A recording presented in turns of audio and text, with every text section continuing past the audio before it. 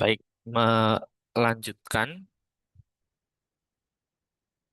dari pembacaan buku ini ya, pemrograman kompetitif dasar. Jadi kalau sebelumnya kita sudah perlihatkan contoh soal pemrograman kompetitif ya dengan contoh soal 1.1 lampu dan tombol. Sekarang kita coba lihat seperti apa penjelasannya sambil kita bacakan. Ya, jadi berdasarkan soal yang sudah kita bacakan, ini ada solusi sederhana ya. Jadi dalam pemrograman kompetitif itu tidak ada satu solusi ini ya, solusi yang sifatnya tunggal, tapi ada beberapa solusi ya, yang nantinya itu bisa menghasilkan nilai benar ya, seperti itu. Akan tetapi seperti apa ketika solusi ada lebih dari satu? Nah, kita coba lihat pada buku ini. Jadi ini contoh solusi sederhana. Kita bacakan. Strategi yang paling sederhana adalah dengan menyimulasikan skenario pada deskripsi soal.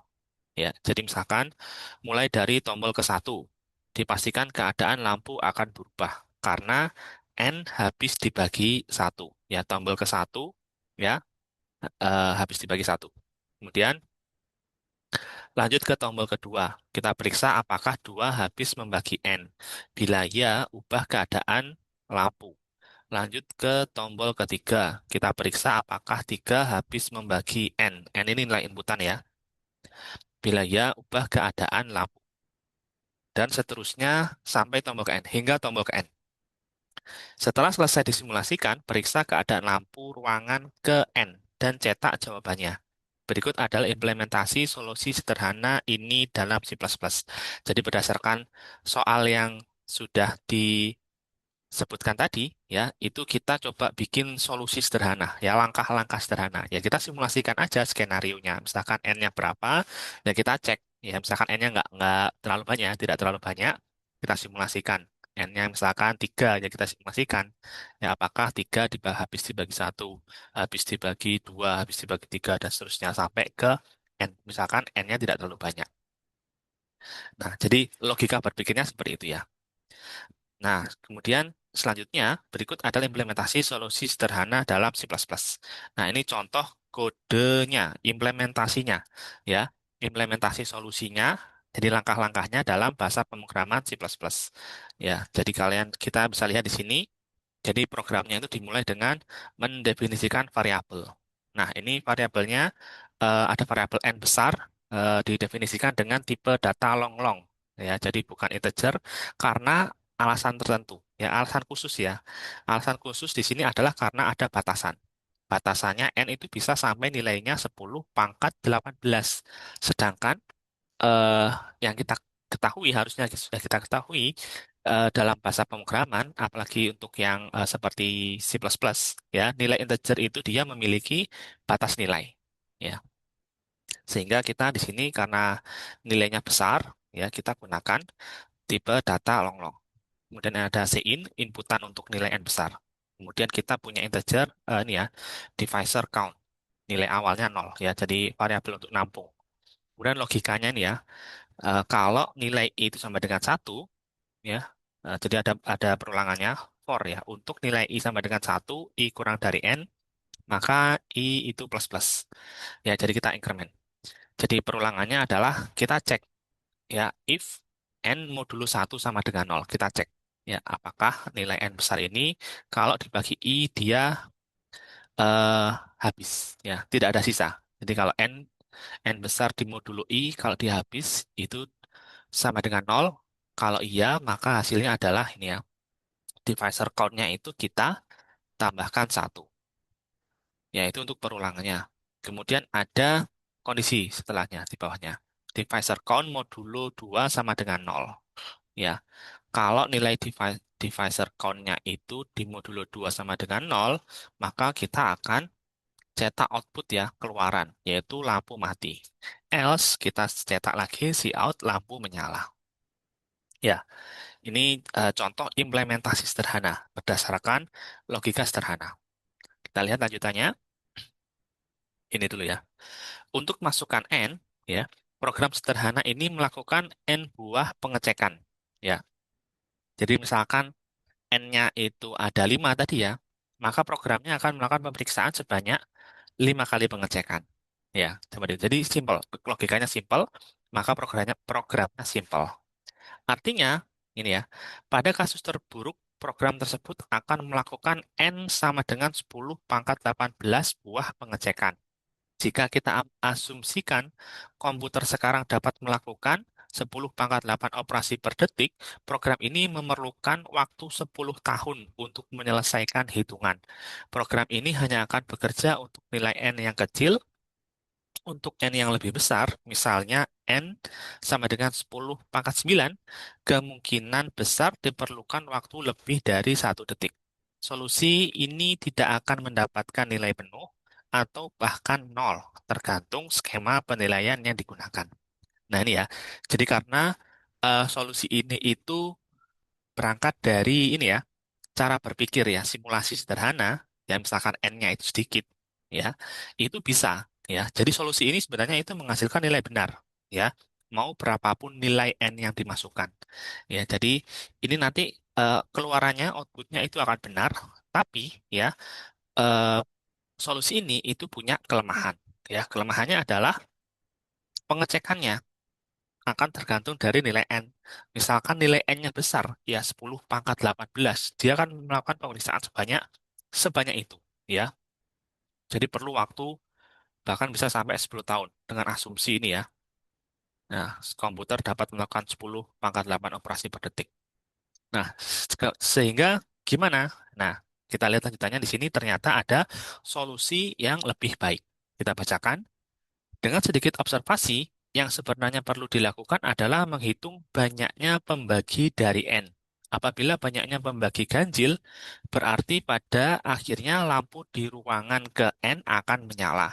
Demikian pula sebaliknya, apabila genap, lampu di ruangan ke N akan mati. Diperlukan suatu cara untuk menghitung banyaknya pembagi dari N dengan efisien. Salah satu caranya adalah dengan melakukan faktorisasi prima terlebih dahulu. Misalkan untuk N sama dengan 12, maka faktorisasi primanya adalah 2 pangkat 2 dikali 3. Berdasarkan faktorisasi prima ini, suatu bilangan merupakan pembagi dari 12 apabila dipenuhi. Ya, yang pertama, memiliki faktor 2 maksimal sebanyak 2. Kemudian memiliki faktor 3 maksimal sebanyak 1. Tidak boleh memiliki faktor lainnya. Sebagai contoh, ya, berikut daftar seluruh pembagi dari 12. Ya, ini ya, ada kalau 1 itu 2 pangkat 0 kali 3 pangkat 0. Kalau 2 sama dengan 2 pangkat 1 kali 3 pangkat 0. 3, 2 pangkat 0 kali 3 pangkat 1. Kemudian 4, 2 pangkat 2 kali 3 pangkat 0. 6, 2 pangkat 1 kali 3 pangkat 1, 12 sama dengan 2 pangkat 2 kali 3 pangkat 1. Nah, banyaknya pembagi dari 12 sebenarnya sama dengan banyaknya kombinasi yang bisa dipilih dari ini ya, elemen ini ya. 2 pangkat 0, 2 pangkat 1, 2 pangkat 2, dan 3 pangkat 0, 3 pangkat 1. Banyaknya kombinasi sama dengan mengalihkan banyaknya elemen pada tiap-tiap himpunan. Sehingga banyaknya cara adalah 3 kali 2 sama dengan 6 cara. Dengan demikian, banyaknya pembagi dari 12 adalah 6. Cara ini juga berlaku untuk nilai N yang lain. Misalnya ya, ada nilai N sama dengan ini ya, 172.872. Nah, itu sama dengan 2 pangkat 3 dikali 3 pangkat 2 dikali 7 pangkat 4. Berarti banyak pembaginya adalah 4 dikali 3 dikali 5. Sama dengan 60. Ya, sehingga dari banyaknya pembagi, ya secara umum itu kita bisa formulasikan. Ini ya, jadi N sama dengan A1 P1 nih ya, dikali dan seterusnya sampai A AK ya pangkat PK ini ya. Seperti itu. Ini kita bisa rumuskan seperti ini. Jadi banyaknya pembagi itu bisa kita rumuskan. Jadi pencarian banyaknya pembagi dapat dilakukan dengan melakukan faktorisasi prima pada N. Lalu hitung banyak pembaginya dengan rumus tersebut. Anda cukup melakukan pengecekan sampai akar N saja. Ya, jadi sampai akar N. untuk melakukan faktorisasi bilangan n. Ya, jadi n-nya kita akar. Jadi kemudian kita lakukan pengecekan sampai situ saja. Jadi nggak semua n itu kita hitung. Ya, jadi kalau cara sebelumnya itu kan semua n kita simulasikan, kita coba. Kalau sekarang kita lakukan pengecekan sampai akar n saja. Ya, sehingga ini ya, berikut adalah contoh implementasi solusi ini dalam C++. Ya, jadi eh, ada perulangan dulu ya di sini ya, kodenya. Jadi kurang lebih kode implementasinya seperti ini, berdasarkan logikanya tadi ya. Jadi kita hitung ini ya, faktor count-nya dulu. Nah, seperti itu. Kemudian, ini ya, kita lanjutkan. Karena pengecekan hanya dilakukan hingga akar n saja untuk melakukan faktorisasi bilangan n, maka perhitungan dapat dilakukan di bawah 1 detik untuk n sampai 10 pangkat 16. Ya. Namun untuk 10 pangkat 18, kemungkinan program masih memerlukan waktu di atas 1 detik. Nah, ini ya, jadi sampai di sini kita ternyata punya solusi yang lebih baik daripada solusi pertama. Solusi pertama kita coba semua, ya, semua nilai n. Nah, di solusi kedua, kita coba pengecekan sampai akar n saja. Ya, jadi misalkan n-nya itu 200, ya, ya kita coba sampai akar N saja. Jadi tidak melakukan semua pengecekan. Atau misalkan N-nya 1 juta, ya kita cari nilai dari akar 1 juta, seperti itu. Ya, tapi walaupun ini sebenarnya relatif lebih cepat harusnya ya, lebih cepat dan lebih efisien, tapi untuk nilai N yang nilainya 10 pangkat 18, ya, kemungkinan program masih perlu waktu di atas 1 detik. Ya, tetap ini ya, belum memenuhi batasan waktu. Ya, jadi sudah lebih cepat, tapi belum cukup cepat. Lalu gimana? Nah, kita bisa lihat ternyata ada solusi yang lebih baik lagi. Ya, jadi kita bacakan ternyata masih ada solusi yang lebih baik dibandingkan dengan solusi menggunakan faktorisasi prima. Tadi kita menggunakan faktorisasi prima ya untuk solusi kedua. Nah, perhatikan bahwa kita tidak perlu tahu berapa banyak pembagi bilangan n. Kita hanya perlu tahu apakah n memiliki pembagi sebanyak ganjil atau genap. Jika suatu bilangan, sebut saja x, habis membagi n, maka otomatis n dibagi x juga akan membagi habis n. Perhatikan contoh berikut. Jika n sama dengan 12, maka karena 1 membagi habis 12, ya, maka 12 dibagi 1 sama dengan 12 juga membagi habis 12. Membagi habis ini modulo ya. Kemudian karena 2 membagi habis 12, maka 12 dibagi 2 sama dengan 6 juga membagi habis 12. Kemudian karena 3 membagi habis 12, maka 12 dibagi 3 sama dengan 4 juga membagi habis 12. Dengan demikian, secara umum pembagian bilangan selalu memiliki pasangan, kecuali jika n merupakan bilangan kuadrat. Misalnya 4, 9, 16, dan seterusnya. Mengapa demikian? Jika n merupakan bilangan kuadrat, artinya n dapat dibagi habis oleh akar n. Khusus pembagi akar ini tidak memiliki pasangan, karena n dibagi akar n itu kan sama dengan akar n. Ya, perhatikan contoh berikut. Ini ya contohnya ya, misalkan n 16. 16 itu kan bilangan kuadrat ya, 4 kuadrat. 4 kuadrat itu kan 16. Jadi, jika N sama dengan 16, maka karena 1 membagi habis 16, maka 16 dibagi 1 sama dengan 16, juga membagi habis 16. Karena 2 membagi habis 16, maka 16 bagi 2 sama dengan 8, juga membagi habis 16. Ya, jadi 8 juga membagi habis 16.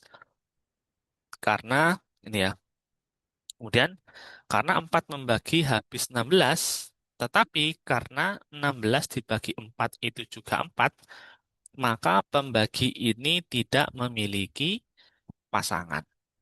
Ya, maka bisa kita simpulkan bahwa lampu menyala jika dan hanya jika n merupakan bilangan kuadrat. Ya, jadi jika dan hanya jika n merupakan bilangan kuadrat. Untuk menentukan apakah n merupakan bilangan kuadrat, kita dapat menghitung pembulatan dari akar n, sebut saja s. Ya, kemudian menghitung s dikali s lagi. Jika kita mendapatkan kembali nilai n, maka n adalah bilangan kuadrat. Nah, ini kita buat pengecekan ya. Apakah n itu bilangan kuadrat? Sebagai contoh, ini ya. Misalkan untuk nilai n itu 8, maka akar 8 itu kan sekitar 2 nilainya, 2,8 sekian. Dibulatkan menjadi 3.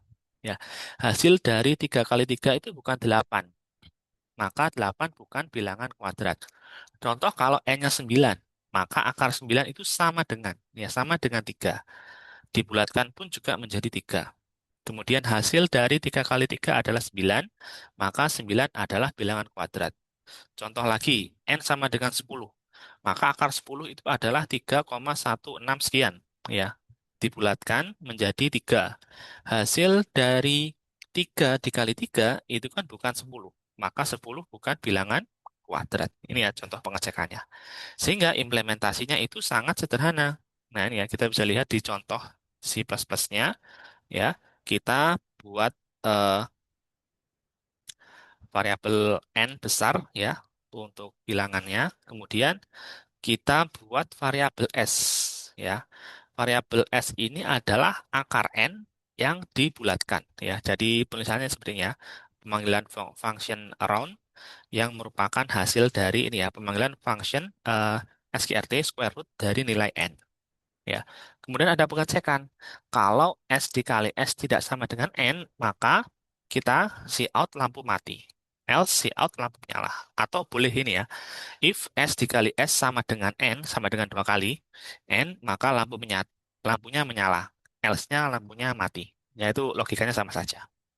Nah, kita bisa lihat, program ini tidak memiliki perulangan sama sekali dan hanya memanggil fungsi bawaan C++ untuk mengakarkan bilangan. Program di atas dapat menyelesaikan permasalahan hingga kasus terbesar N sama dengan 10 pangkat 18 hanya dalam hitungan milisecond saja. Melalui soal ini, kita bisa mempelajari bahwa solusi yang naif belum tentu cukup untuk menyelesaikan soal. Bahkan solusi yang lebih rumit belum tentu mendapatkan penilaian sempurna. Dibutuhkan analisis yang mendalam sehingga didapatkan strategi penyelesaian yang efisien. Nah, itu ya, kita bisa lihat bahwa dalam pemrograman kompetitif itu penyelesaiannya itu bisa sangat relatif ya, sebuah solusi yang nilainya benar, yang logikanya itu bisa menyelesaikan sebuah permasalahan, ya, itu bisa jadi belum cukup ya untuk mendapatkan nilai sempurna ya. Karena selain selain logikanya harus benar, dia itu juga harus cukup cepat ya, dan dia juga harus cukup efisien ya. Jadi dalam dalam batasan waktunya itu masih mencukupi dan batas penggunaan memori juga mencukupi. Selain dari logikanya benar ya. Jadi ada tiga ini ya eh, kondisi ya yang harus terpenuhi ya. Pertama logikanya benar ya bisa menyelesaikan logika berdasarkan soal yang sudah diuraikan. Kemudian dia juga harus cukup cepat dan cukup efisien ya. Jadi solusi yang dianggap benar itu adalah solusi yang cukup cepat ya dan cukup efisien. Bukan yang paling rumit ya, bisa jadi itu bukan yang paling rumit atau bukan yang paling sederhana ya. Jadi kan kalau yang di solusi pertama itu kan solusi yang sederhana ya. Secara logika itu sederhana. Kemudian yang solusi kedua itu cukup rumit, tapi ternyata belum cukup cepat ya, seperti itu. Sehingga kita perlu melakukan analisis. Ya, jadi tantangan utama dalam pemrograman kompetitif adalah kita perlu melakukan analisis mendalam untuk bisa mendapatkan strategi penyelesaian yang paling efisien. Ya, jadi secara logika benar, kemudian dia cukup cepat dan cukup ini ya efisien dalam penggunaan memori. Ya, jadi itu contoh soal pemrograman kompetitif. Ya, jadi soalnya sudah seperti yang sudah kita sampaikan sebelumnya, dan kemudian ini contoh bagaimana kita mengerjakan soal pemrograman kompetitif secara implementasi. Ya, jadi kita harus analisis dulu eh, bagaimana cara menyelesaikannya, baru kemudian kita implementasikan. Ya, sambil kita analisis juga apakah implementasinya ini sudah cukup cepat, sudah cukup efisien, dan apakah ada cara yang lebih baik lagi, dan apakah ada cara yang lebih cepat lagi, seperti itu. Ya, makanya ini jadi topik yang menarik kalau kita senang dengan aktivitas analisa ya, problem solving dan analisa eh, pemrograman. Baik, kurang lebih seperti itu dulu untuk contoh soal pemrograman kompetitif.